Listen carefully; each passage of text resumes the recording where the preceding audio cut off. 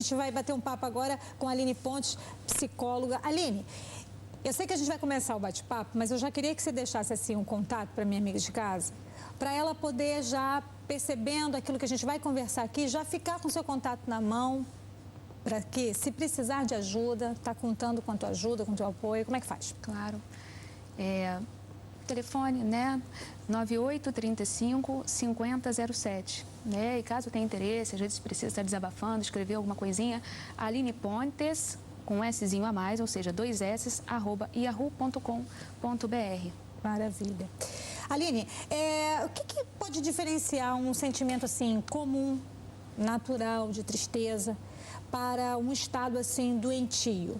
Uhum. E antes eu queria que você falasse assim, a tristeza pode ser legal pra gente?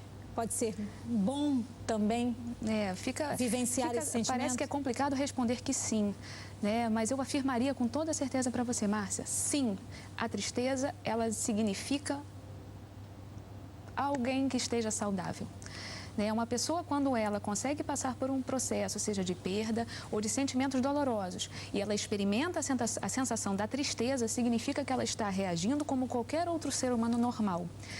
Isso faz ela perceber que ela está em condições saudáveis de lidar com a vida. Uhum. Isso é muito bacana, né? Infelizmente, hoje, todo mundo está com a mania de dizer eu estou deprimido, eu estou em depressão. Uhum. Não. A gente, às vezes, experimenta momentos de tristeza, né? Se a gente perde alguém querido, se a gente termina um relacionamento, se a gente perde um emprego, se a gente não está recebendo financeiramente aquilo que precisa, né? Então, todas essas circunstâncias de vida, elas trazem, sim, para a gente momentos em que a gente se sente um pouquinho mais triste. Mas são momentos pontuais e a gente consegue observar uma lógica entre a situação difícil que está se vivendo e aquela reação de tristeza, né? Uhum. Esse período aí, ele não pode postergar-se tanto, ele tem que se manter no máximo em cerca de 2 meses, né? Uma forma bacana de se lidar com isso. Bacana porque é importante a gente elaborar, né, internamente, trabalhar em si o que está vivendo. Uhum. Se a gente passar por cima, vai chegar um momento que aquilo ali vai ser cobrado, né? A gente tem que entender o sofrimento que está vivendo, repensar sobre aquilo, né? E naturalmente crescer, amadurecer. A tristeza nos faz amadurecer. Então, quando a gente se isola, se fecha, não quer mais o convívio do outro, aí já começa são sinais de que alguma coisa já está saindo do que seria normal para um desdobramento. Vamos assim tentar. Existem vários sintomas que a gente consegue observar quando uma pessoa já entra num quadro doentio, e aí igual a depressão, né? Porque a depressão, sim, é uma doença. E muitas vezes a gente não tem exatamente o porquê que aquilo ali foi desencadeado. Essa é a grande diferença entre a tristeza e o quadro de depressão, né? A depressão, às vezes, ela começa a te acometer e você não sabe exatamente o porquê. Claro que deve ter um motivo, mas às vezes a pessoa não consegue detectar, né? Então, por exemplo, um humor deprimido constantemente, baixa autoestima, dificuldade de concentração, sensação de inutilidade, né? Muita culpa, né? Remorso. Então, assim, pensamentos ligados à morte, né? Tentativas de suicídio. Então, assim, quando chega nesse ponto, aí a gente tem que parar e refletir, buscar porque ajuda urgente. Muitas vezes essa pessoa, ela não se dá conta, sabe? Ela não se dá conta de que está já em depressão. Então, quem estiver ao redor, quem estiver com uma pessoa ao lado que esteja apresentando esses sintomas mais de 2 meses, né? E aí uma diferença interessante. A tristeza se difere nesse sentido da depressão, e eu posso dizer mais. A tristeza, a depressão não é exatamente uma tristeza. Ela é falta de vitalidade, da energia vital. A pessoa perde a vontade de fazer as coisas mínimas da vida, da rotina. Parece que aquilo ali não faz sentido, né? A tristeza, não, a gente entende que tá triste, né? Como não é exatamente uma tristeza, é uma falta de energia para a vida, a pessoa vai levando aquilo ali durante muito tempo e aí acaba num quadro realmente depressivo. Aí sim entra numa depressão. E isso merece atenção. Paulo, quando ele escreve aos Coríntios, ele faz uma referência a 2 tipos de tristeza.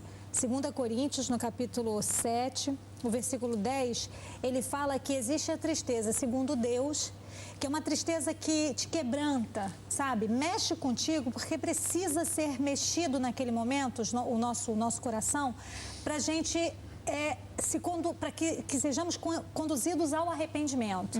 Aí o arrependimento é aquele momento de refazer as coisas e considerar coisas, ok.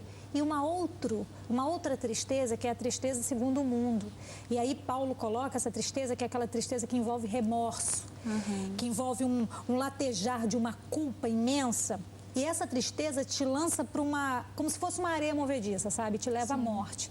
Então, eu acho interessante, Paulo, pontuar esses dois tipos de tristeza pra gente ficar bem atento, né? Como você está dizendo, Exatamente. eu tenho que ter atenção, isso aqui é ok, isso aqui vai passar, isso aqui é bom saber, é bom sentir, está me quebrantando, né? Está me fazendo olhar o outro com mais respeito.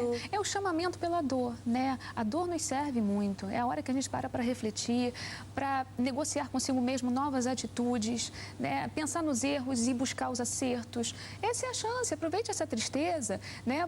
Dessa dificuldade que você está vivenciando e para assim, o que eu posso fazer diferente para frente? Nós só temos o hoje, Márcia. O passado já foi. Tem pessoas que vivem passando, remoendo o que já foi vivido. Não vai mudar aquela história.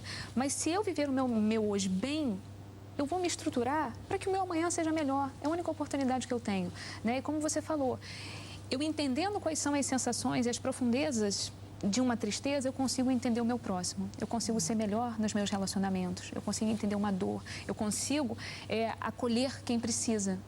Isso é um aprendizado também.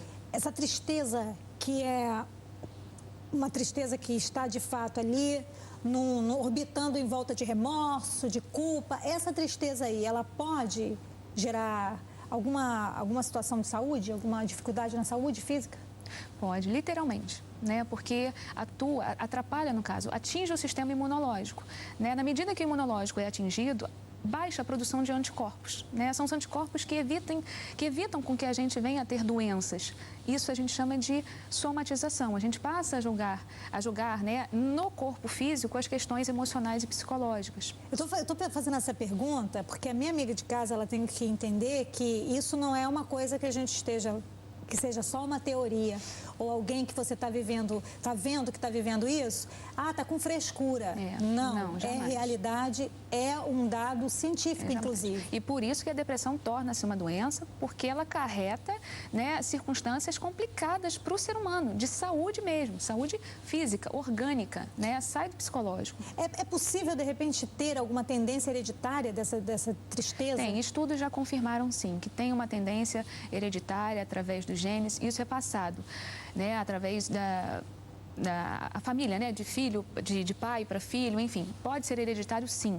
Só que, Márcia, nós vivemos num contexto, né, em que a gente troca o tempo todo, né, esse ambiente familiar, ele pode, nesse sentido, mesmo tendo essa predisposição genética, facilitar ou prejudicar na questão da saúde. Facilitar como? Se você convive com uma pessoa que tem depressão, você tem que ser ali a pessoa que quebra aquele esquema, né? Que chega e traz uma novidade legal, mesmo que você não seja retribuído. Aquilo ali não é porque o outro não quer, ele está com uma dificuldade. Então, assim, aquele ambiente, ele começa a se contaminar. Se você for acompanhar o ritmo de uma pessoa depressiva, naturalmente, cuidado, porque você também vai entrar pelo mesmo caminho, né? Tendo ou não uma predisposição. Por isso que é importante uma ajuda específica para quem vive algum tipo de dificuldade nessa área, né? Sim, tanto para a pessoa que está vivenciando, quanto para as pessoas que convivem com essa pessoa que sofre de depressão. Eu estou falando isso porque muitas vezes a gente quer entrar em atalhos, né? Caminhos mais fáceis, ou então achando que não, isso aqui vai ficar muito caro, e às vezes o barato sai muito caro, né? E ao invés de estar dando uma ajuda específica àquela pessoa para ela de fato sair daquele contexto ali, a gente fica empurrando com a barriga um problema que tem que ser resolvido logo, né? Aí depois fica mais caro. Não, enquanto antes for observado e diagnosticado e buscar ajuda, gente, a depressão tem tratamento. Olha, nós estamos papeando aqui com a Aline Pontes, psicóloga, nesse nosso assunto do tema saúde de hoje, a tristeza que adoece, para que você entenda que é possível sair dessa situação. Agora vamos abrir um intervalinho aqui, um tempinho aqui para curtir uma dica bem interessante. Veja isso. Respire na hora da crise. Ataques de ansiedades e pânico costumam afetar o ritmo da respiração e causar um fenômeno conhecido como hiperventilação. Em meio à crise, a vítima tende a inspirar e expirar o ar com com uma intensidade exagerada. Isso desequilibra o fluxo de oxigênio e gás carbônico e propicia tonturas, palpitações e até dores no peito. Buscando uma solução para esse descompasso, a psicóloga Alice Moiretti criou uma técnica de respiração capaz de refrear a hiperventilação. Eles ensinam aos pacientes diversos exercícios que trabalham a velocidade e profundidade e regularidade durante a respiração. O objetivo desses exercícios é mostrar a esses indivíduos como as mudanças durante a inspiração e expiração podem repercutir sobre as emoções e os sintomas do problema que passam. Então, inspire e expire lentamente e de forma consciente. Esse exercício será capaz de aliviar a ansiedade em momentos de crise. Essa é mais uma dica do Espaço Feminino. Interessante essa ferramenta, né? Muito legal. Né? É um conjunto, né? O tratamento para depressão, vamos dizer assim, a última tentativa que a gente, né, assim, no desespero, a gente chega à questão da medicação, Márcia. Sabe? E isso também a gente tem que se policiar. Hoje, pela demanda e tudo, os médicos, né, o clínico geral, ele não tem tanto tempo para atender quem vai em busca dele. Então, ele pega aquele momento, ele tenta atender da melhor maneira, só que muitas vezes ele não tem tempo para aprofundar, né, o que levou aquela pessoa a chegar até aquele ponto. E muitas vezes o próprio paciente, ele já pede ao médico que, olha, me dá um comprimido qualquer, alguma coisa, mas eu quero me livrar disso. Ou seja, e o médico às vezes acaba cedendo, né, ao paciente, porque o paciente quer ser atendido dessa maneira, né? Então, as tais pílulas da felicidade não se compra em farmácia. Né? Então, assim, você vai burlar aquele momento e depois aquilo ali vai voltar a acontecer. Porque, de fato, não foi resolvido o que está ali, né, embutido naquela questão. Porque a ideia é assim, é você entender que é preciso trabalhar a coisa de forma profunda, ir à origem do problema. Exatamente. Porque senão é uma medida paliativa, né, Aline? Pois é, e dura durante aquele momento. Ou você vai querer escolher, uma pessoa que nasceu saudável vai escolher a vida inteira ficar dependente de medicação, a indústria farmacêutica está agradecendo. Né, Márcia? Nós nascemos saudáveis e a gente pode fazer a manutenção disso numa busca. Então, assim, a busca inicial busca a psicoterapia, né? Utilize-se de técnicas de relaxamento e, se não der, tudo bem, usa medicação. A gente também não pode reclamar. Que bom, né, que existem remédios que possam nos auxiliar. Mas deixa isso para o último estágio. E eu creio que uma ajuda psicológica nessa etapa, ela é necessária porque faz você avaliar coisas que você ainda não conseguiu avaliar. É legal ter a ajuda de um profissional por conta disso, né, Aline? Para compreensão do que está sendo vivido, né? Para trabalhar os sentimentos em relação àquilo que está passando, né? Para não ficar criando ódio, raiva, sentimentos também que não são construtivos, né? Interiorizar aquela questão de forma a trabalhar aquela questão de forma interiorizada, né? Para aquilo ali ser trabalhado na raiz do problema. Passado aquilo ali, você tem que estar novo. Você tem que olhar para frente e falar assim, bom, agora vai ser diferente. Porque você já se tornou diferente. Na medida em que você se deu conta e que trabalhou o que você passou, você está repaginado, né? Só que mais amadurecido, e aí entra a vantagem. Entendeu? E hoje a gente quer aqui inspirar você a não tratar essa tristeza como um xodó. Ah, minha tristezinha linda, bonitinha, fica aqui comigo que eu vou te alimentar, vou te agasalhar para você crescer e tomar proporções na minha vida que contaminem inclusive os outros. Não, nós queremos aqui fazer você avaliar essa situação e saber que há condições de você sair desse problema.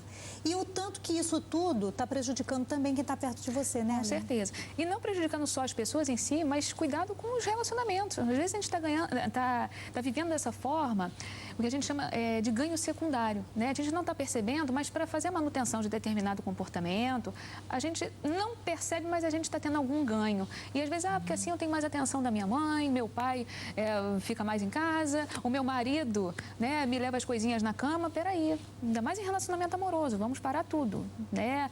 A gente continua precisando admirar quem a gente convive. E sinceramente, Márcia, você, acho que ninguém admira uma pessoa que se entrega, uma pessoa que não luta, uma pessoa que é doente por escolha. Porque você tem sim a escolha de viver bem. Doente por escolha. Isso é muito sério. É sim.